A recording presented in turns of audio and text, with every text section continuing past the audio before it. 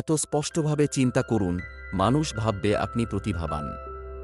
Systems থিংকিংয়ের সম্পূর্ণ guide. Channel intro.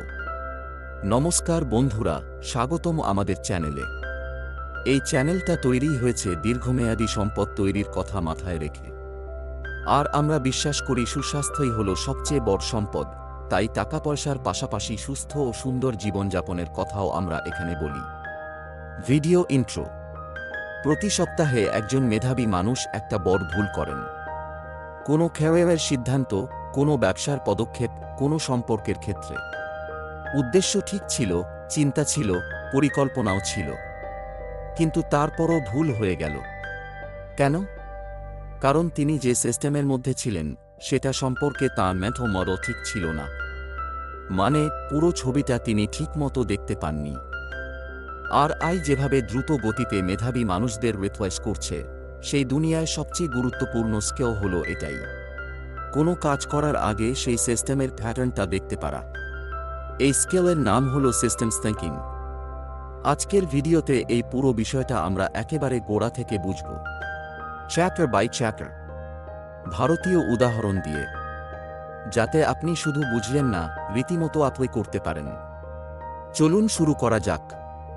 অধ্যায় 1, systems thinking কি আর কেন এটা এত জরুরি। একটা বড় আগুন লেগেছে। আমরা সাধারণ মানুষ কি দেখি? ধোঁয়া আর আগুন মানে বিপদ, পালানোর সংকেত। কিন্তু একজন দমকল কর্মী কি দেখেন? তিনি দেখেন তথ্য। ঘন কালো ধোঁয়া মানে হয়তো প্লাস্টিক বা কেমিক্যাল পুড়ছে। সাদা বা ধূসর ধোঁয়া মানে হয়তো জলীয় বাষ্প বা অক্সিজেনের অভাব। এই প্রতিটা তথ্য তাকে বলে দেয় পরবর্তী পদক্ষেপ কি হবে। ভুল দরজা খুললে বা ভুল জানালা ভাঙলে হয়তো আগুনটা আরও বাড়বে। সেই সিদ্ধান্তটাই জীবন বাঁচাতে পারে বা নষ্ট করতে পারে। এই যে দেখার ক্ষমতা, এটাই সিস্টেমস থিংকিং। সিস্টেমস থিংকিং মানে হলো যা দেখা যাচ্ছে তার মধ্যে থেকে যা দেখা যাচ্ছে না সেটা খুঁজে বের করার ক্ষমতা। একটা সিস্টেম কি?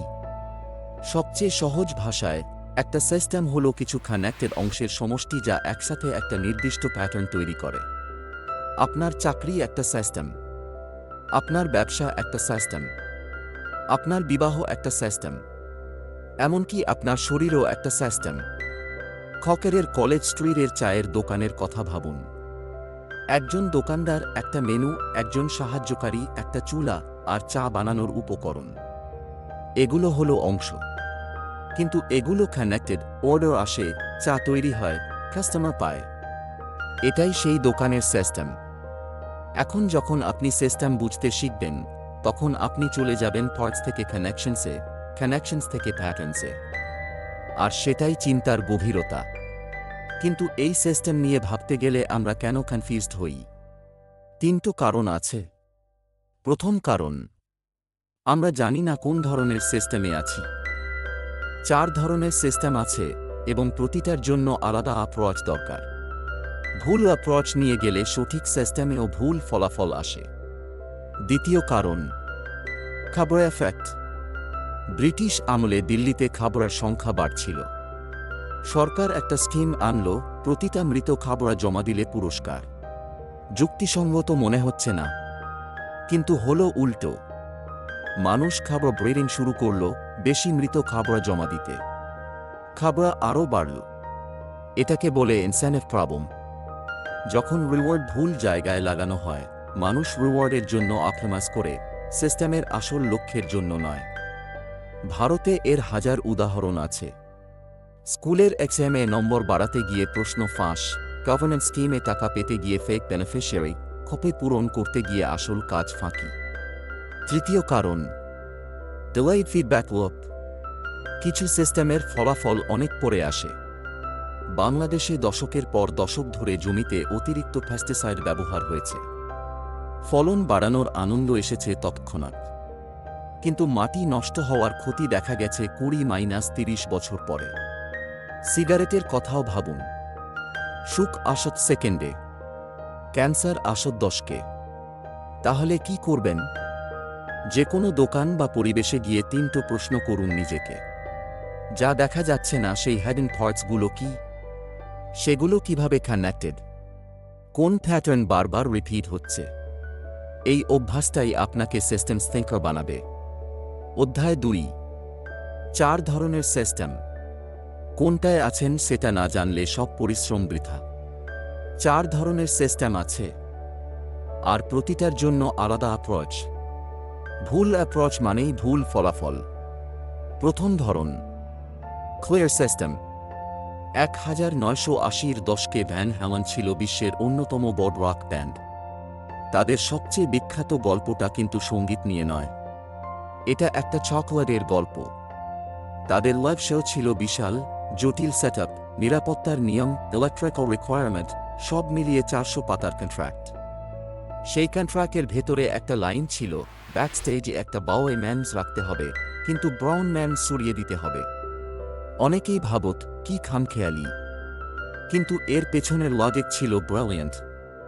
যদি তারা ব্যাকস্টেজে এসে দেখেন ব্রাউন ম্যানস আছে, তাহলে বুঝলেন যে ভেনিউর লোকেরা কন্ট্রাক্ট ঠিক মতো পড়েনি। আর কন্ট্রাক্ট ঠিক মতো না পড়লে সেফটি সেটআপেও হয়তো ভুল হয়েছে। একটা বাউল অফ চকোলেট পুরো 400 পাতার সিস্টেমের স্বাস্থ্য জানিয়ে দেয়। এটাই ক্লিয়ার সিস্টেমের শক্তি। এখানে ক্যাজ আর এফেক্ট সরাসরি দেখা যায়। প্রসেস ফলো করলেই রেজাল্ট আসে। ভারতীয় উদাহরণ দিই, রান্নার রেসিপি ফলো করুন, ঠিক মতো মশলা দিন, ঠিক আঁচে রান্না করুন, ঠিক রেজাল্ট পাবেন। একজন সার্জন অপারেশনের আগে হাত ধোয়। এটা অবসেশন নয়, এটা ক্লিয়ার সিস্টেমের ডিসিপ্লিন। ক্লিয়ার সিস্টেমে কি করবেন? চেকলিস্ট বানান। ভারতের সেরা সার্জনরা, অভিজ্ঞ খেলোয়াড়রা সবাই চেকলিস্ট ব্যবহার করেন, কারণ মানুষ ভুল করে।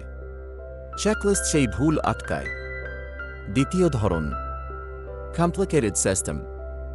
একজন রোগী এমার্জেন্সিতে এলেন, বললেন বুকে ব্যথা, 3টে শব্দ, কিন্তু সম্ভাব্য কারণ 20টা। একটা হয়তো 1 ঘন্টার মধ্যে প্রাণ নিতে পারে। সিম্পটম স্পষ্ট, খ্যাজ অস্পষ্ট। এটাই কমপ্লিকেটেড সিস্টেম। এখানে খ্যাজ আর এফেক্টের সম্পর্ক আছে, কিন্তু সেটা সঙ্গে সঙ্গে বোঝা যায় না। বিশ্লেষণ লাগে, বিশেষজ্ঞ লাগে। খকারের একটা পরিচিত সিচুয়েশন ভাবুন। আপনার ব্যবসায় হঠাৎ সেলস কমে গেছে। কারণ কি? নতুন কম্পিটিটর, দাম বেশি, প্রোডাক্ট কোয়ালিটি কমেছে, কাস্টমার সার্ভিস খারাপ হয়েছে, নাকি কোনো মার্কেট শিফট? এই সমস্যার উত্তর আছে, কিন্তু সেটা বিশ্লেষণ ছাড়া পাওয়া যাবে না। কমপ্লিকেটেড সিস্টেমে কি করবেন? থামুন, অ্যানালাইজ করুন, সঠিক বিশেষজ্ঞ খুঁজুন। কিন্তু মনে রাখবেন, সঠিক বিশেষজ্ঞ। হার্টের রোগে হার্টের ডাক্তার, ফুসফুসের রোগে চেস্ট স্পেশালিস্ট। নির্দিষ্ট বিশেষজ্ঞ গুরুত্বপূর্ণ। তৃতীয় ধরন, কমপ্লেক্স সিস্টেম। এটা সবচেয়ে কঠিন, এবং এখানেই বেশিরভাগ মানুষ ভুল করেন। ধরুন দুটো বড় কোম্পানি মার্জ হচ্ছে। কাগজে সব পারফেক্ট, প্রোডাক্ট ভালো, মানুষ ভালো, আর্থিক হিসাব ঠিকঠাক। কিন্তু মার্জের 60 দিনের মধ্যে দেখা গেল দুটো কোম্পানির কালচার এত আলাদা যে একসাথে কাজ করাই সম্ভব হচ্ছে না। এটা কোনো অ্যানালিসিস দিয়ে আগে বোঝা যেত না, শুধু সময়ের সাথে বোঝা গেছে। ভারতে এর বড় উদাহরণ হল টাটা আর এয়ার ইন্ডিয়ার ইন্টিগ্রেশন। সরকারি কালচার আর থ্রেডের কালচার মেলানো কতটা কমপ্লেক্স ছিল সেটা শুধু হাইন্ডসাইটে বোঝা গেছে। কমপ্লেক্স সিস্টেমের বৈশিষ্ট্য হল কাজ আর এফেক্ট শুধু পেছন ফিরে তাকালেই বোঝা যায়। বিশেষজ্ঞ এনেও সামনে প্রেডিক্ট করা যায় না। কিশোর ছেলে মেয়ে লালন পালন করার কথা ভাবুন, এটাও কমপ্লেক্স সিস্টেম। গত সপ্তাহে যা কাজ করেছিল, এই সপ্তাহে তা কাজ নাও করতে পারে। শরীর বদলাচ্ছে, মন বদলাচ্ছে, অগ্রাধিকার বদলাচ্ছে। কোনো চেকলিস্ট নেই, কোনো এক্সপার্ট নেই যে এর সমাধান দেবেন। কমপ্লেক্স সিস্টেমে কি করবেন? ছোট ছোট এক্সপেরিমেন্ট করুন, ফ্লেক্সিবল থাকুন, ঠিক দিকে এগোতে পারলেই যথেষ্ট। একদম প্রেসাইজ হওয়ার চেষ্টা না করে ডিরেকশনালি রাইট থাকুন। চতুর্থ ধরন, চারেক সিস্টেম। 2020 সালের কথা মনে করুন। কোভিড-19 যখন প্রথম ছড়িয়ে পড়ল, কেউ জানত না কোথায় ছড়াবে, কতজন মারা যাবে, কোন ভ্যাকসিন কাজ করবে, কবে শেষ হবে, এটাই চেয়ারেক সিস্টেম। ক্যাজ আর এফেক্টের সম্পর্ক সম্পূর্ণ ভেঙে পড়ে। সরকারগুলো কি করল? অ্যানালাইজ করতে বসল না। বিশেষজ্ঞের রিপোর্টের জন্য অপেক্ষা করল না। আগে লকডাউন দিল, আগে মানুষকে সেভ করল, তারপর ধীরে ধীরে বোঝার চেষ্টা করল। চেয়ারেক সিস্টেমে একটাই কাজ, আগে স্টেবিলাইজ করুন, আগে নিরাপত্তা তৈরি করুন, পরে বোঝার চেষ্টা করুন। সবচেয়ে বড় ভুল হল অ্যানালিসিস প্যারালিসিস। পুরো তথ্য না পেলে কাজ করব না, এই মানসিকতা চেয়ারেক সিচুয়েশনে সবচেয়ে বিপজ্জনক। 4 সিস্টেমের কুইক সামারি। ক্লিয়ার সিস্টেম, ক্যাজ আর এফেক্ট সরাসরি দেখা যায়। প্রসেস ফলো করুন, চেকলিস্ট ব্যবহার করুন। কমপ্লিকেটেড সিস্টেম, ক্যাজ আর এফেক্ট আছে কিন্তু লুকানো। থামুন, অ্যানালাইজ করুন, সঠিক বিশেষজ্ঞ খুঁজুন। কমপ্লেক্স সিস্টেম, ক্যাজ আর এফেক্ট শুধু হাইন্ডসাইটে বোঝা যায়। এক্সপেরিমেন্ট করুন, ফ্লেক্সিবল থাকুন, কোর্স কারেক্ট করুন। চেয়ারেক সিস্টেম, ক্যাজ আর এফেক্টের সম্পর্ক ভেঙে পড়েছে। আগে অ্যাক্ট করুন, আগে স্টেবিলাইজ করুন, পরে বুঝুন। অধ্যায় 3, ডার্ট ফ্রেমওয়ার্ক। আপনি কোন সিস্টেমে আছেন সেটা কিভাবে বুঝবেন? বাস্তব জীবনে কেউ এসে বলে না, আজকে আপনি একটা কমপ্লেক্স প্রবলেমে পড়েছেন, আপনাকে নিজেই বুঝতে হবে। এর জন্য একটা ফ্রেমওয়ার্ক আছে, নাম ডার্ট, মানে ডিকনস্ট্রাক্ট। যে কোনো সমস্যাকে আগে ছোট ছোট অংশে ভাঙুন। সেই অংশগুলো কি স্টেবল নাকি প্রতিনিয়ত বদলাচ্ছে? কিছু সিদ্ধান্ত নেওয়ার আগে সিস্টেমটা আসলে কিসের তৈরি সেটা দেখুন। উদাহরণ দিই, ধরুন আপনার পাড়ার মাঝারি মাপের একটা দোকানের বিক্রি কমে গেছে। আগে ভাঙুন, কাস্টমার্স কমেছে নাকি প্রতি কাস্টমারের স্পেন্ডিং কমেছে, নাকি নতুন দোকান এসেছে পাশে, নাকি প্রোডাক্ট রেঞ্জ পুরনো হয়ে গেছে। প্রতিটা ফল্ট আলাদাভাবে দেখুন। মানে অ্যানালাইজ। এটাই সবচেয়ে গুরুত্বপূর্ণ স্টেপ। এখানে একটাই প্রশ্ন করুন, ক্যাজ আর এফেক্টের সম্পর্ক কেমন? সরাসরি দেখা যাচ্ছে? ক্লিয়ার সিস্টেম, বিশ্লেষণ করলে বোঝা যাবে। কমপ্লিকেটেড সিস্টেম, শুধু পরে বোঝা যাবে। কমপ্লেক্স সিস্টেম, সম্পূর্ণ ভেঙে পড়েছে। চেয়ারেক সিস্টেম, এই একটা প্রশ্নের উত্তর আপনাকে বলে দেবে পরবর্তী পদক্ষেপ কি। মানে রেকগনাইজ। এই সিচুয়েশন কি আগে কখনো দেখেছেন? হুবহু না হলেও কোনো সিমিলার প্যাটার্ন কি মনে পড়ছে অন্য কোনো কনটেক্সটে? প্যাটার্ন রেকগনিশন একটা অসাধারণ স্কিল। যত বেশি সিস্টেম আপনি অবজার্ভ করবেন, তত দ্রুত নতুন প্যাটার্ন চিনতে পারবেন। মানে পুরোপুরি কোনো ডিসিশন নেওয়ার আগে সবচেয়ে ছোট এক্সপেরিমেন্টটা চালান। কলকাতার ছোট ব্যবসার উদাহরণ দিই। নতুন প্রোডাক্ট লাইন আনার আগে 10টা বিক্রি করে দেখুন। যদি সারা ভালো পান, তারপর বড় ইনভেস্টমেন্ট করুন। শুধু একটা এক্সেপশন, চেয়ারেক সিস্টেমে করার সময় নেই। সেখানে সরাসরি অ্যাক্ট করুন।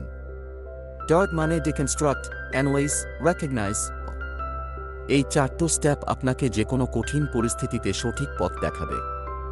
অধ্যায় 4, সবচেয়ে বড় ফিডব্যাক লুপ, যেটা বেশিরভাগ মানুষ কখনো দেখেই না।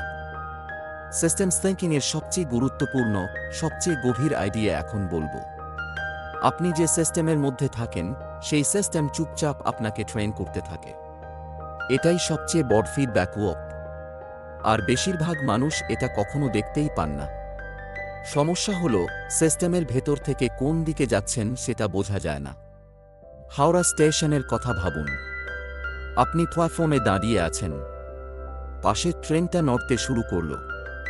এক মুহূর্তের জন্য বুঝতে পারলেন না আপনার ট্রেন চলছে না পাশেরটা।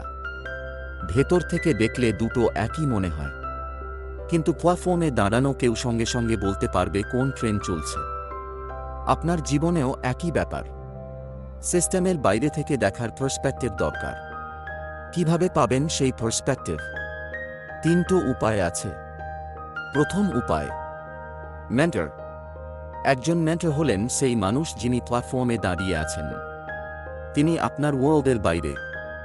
তাঁর আপনার গল্পে কোনো পার্সোনাল স্টেক নেই। তিনি সত্যিটা বলতে পারেন। ভারতে এই ট্র্যাডিশন অনেক পুরনো, গুরু শিষ্য পরম্পরা। কিন্তু আজকের প্রফেশনাল দুনিয়ায় এই মেন্টর খোঁজার ব্যাপারটা অনেকেই গুরুত্ব দেন না। অথচ ইনফোসিস, টেক্স, উইপ্রোর ফাউন্ডার সবার পেছনে কোনো না কোনো মেন্টরের রোল আছে। দ্বিতীয় উপায়, ডাটা। ডেটের কোনো আবেগ নেই। সে আপনার গল্প শুনতে রাজি নয়। সে শুধু দেখায় সিস্টেম আসলে কি করছে, আপনি যা ভাবছেন তা নয়। আপনার ব্যবসার মান্থলি সেলস ট্র্যাক করুন। আপনার সেভিংসের অ্যাকচুয়াল নম্বর দেখুন। আপনার হেলথের অ্যাকচুয়াল ডাটা দেখুন।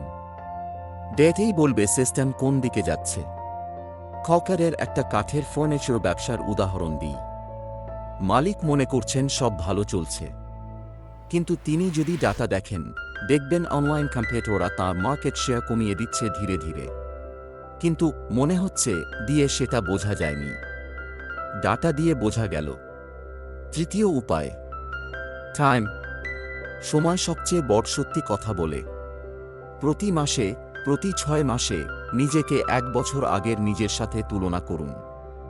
আপনি কি এগিয়েছেন? কতটা? কোন দিকে?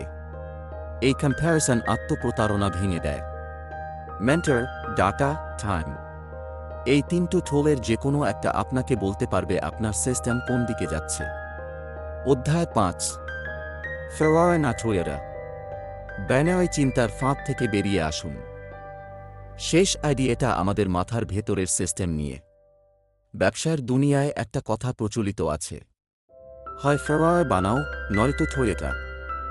মানে হয় হাই মার্জিন লাক্সারি প্রোডাক্ট, নয়তো হাই বলুন সস্তা প্রোডাক্ট। দুটোর মাঝামাঝি কিছু সম্ভব নয়। কিন্তু এই বাইনারি চয়েসটা আসলে রিয়ালিটির লিমিট নয়, এটা সিস্টেম ডিজাইনের লিমিট। অ্যাপলের কথা ভাবুন। তারা প্রতি মিনিটে 350টা আইফোন তৈরি করে। প্রতি ঘন্টায় নয়, প্রতি মিনিটে। লাক্সারি প্রোডাক্ট, কিন্তু ম্যাস স্কেলে। এটা কখনো সম্ভব হতো না যদি স্টিভ জবস আর টাইম কুক 20 বছর ধরে এমন একটা সিস্টেম না বানাতেন যা আগে কেউ দেখেনি। তারা বলেননি হয় ফেরারি নয়তো ট্রোয়ারা, তারা একটা নতুন সিস্টেম তৈরি করলেন। ভারতে এরকম উদাহরণ কি নেই?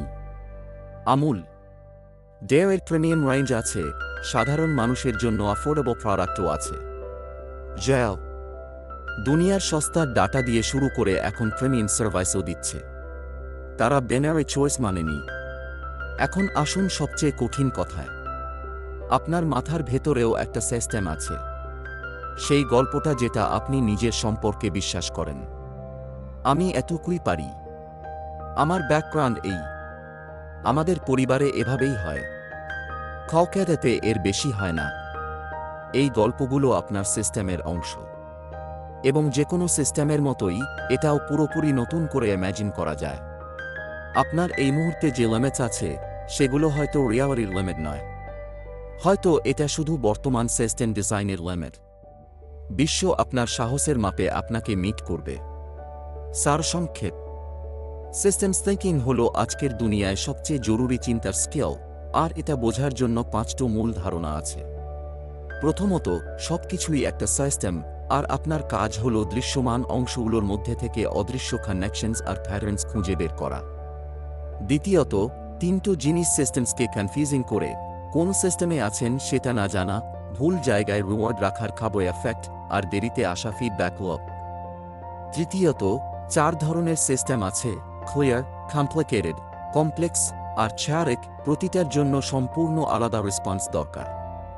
চতুর্থত, টার্ট ফ্রেমওয়ার্ক দিয়ে কোন সিস্টেমে আছেন সেটা ডায়াগনোজ করুন, ডিকনস্ট্রাক্ট, অ্যানালাইজ, রেকগনাইজ। আর পঞ্চমত, আপনি যে সিস্টেমে থাকেন সেটা চুপচাপ আপনাকে শেপ করছে। তাই মেন্টর, ডাটা আর টাইম, এই 3টো টুল ব্যবহার করে নিজের সিস্টেম বাইরে থেকে দেখতে শিখুন। সবচেয়ে কঠিন সিস্টেম যেটা রিডিজাইন করতে হবে, সেটা আপনার নিজের মাথার ভেতরে, কিন্তু সেটাই আপনার পুরো জীবন বদলে দিতে পারে। End credit. ধন্যবাদ। লাইক ও সাবস্ক্রাইব। আর এখানেই শেষ করছি আজকের ভিডিও। এতটা সময় দিয়ে পুরোটা দেখলেন, সত্যি অনেক অনেক ধন্যবাদ। সিস্টেমস থিংকিং একটা এমন কনসেপ্ট যেটা একবার বুঝলে সারা জীবন কাজে লাগে। চাকরিতে, ব্যবসায়, সম্পর্কে, স্বাস্থ্যে, সব জায়গায়। এখন নিচে কমেন্টে একটা কথা লিখুন। আপনার জীবনে এই মুহূর্তে কোন সিস্টেমটা নিয়ে আপনি নতুনভাবে ভাবতে চান? Career, savings, health, business? লিখুন, কারণ লেখার মাধ্যমেই চিন্তাটা কনক্রিট হয়। ভিডিওটা কাজে লেগেছে মনে হলে এখনই লাইক করুন। এই একটা ওয়াইকে এই ভিডিও আরও বেশি মানুষের কাছে পৌঁছাবে যাদের এই চিন্তাটা দরকার। আর চ্যানেলে যদি এখনও সাবস্ক্রাইব না করে থাকেন, এখনই করুন আর বেল আইকনটা চাপুন, কারণ প্রতি সপ্তাহে এমন কন্টেন্ট আসে যা সত্যিকারের জীবন এবং ওয়েবকে সামনে এগিয়ে নিয়ে যেতে সাহায্য করে। পরের ভিডিওতে দেখা হবে। ততক্ষণ সুস্থ থাকুন, স্পষ্ট চিন্তা করুন, এগিয়ে চলুন।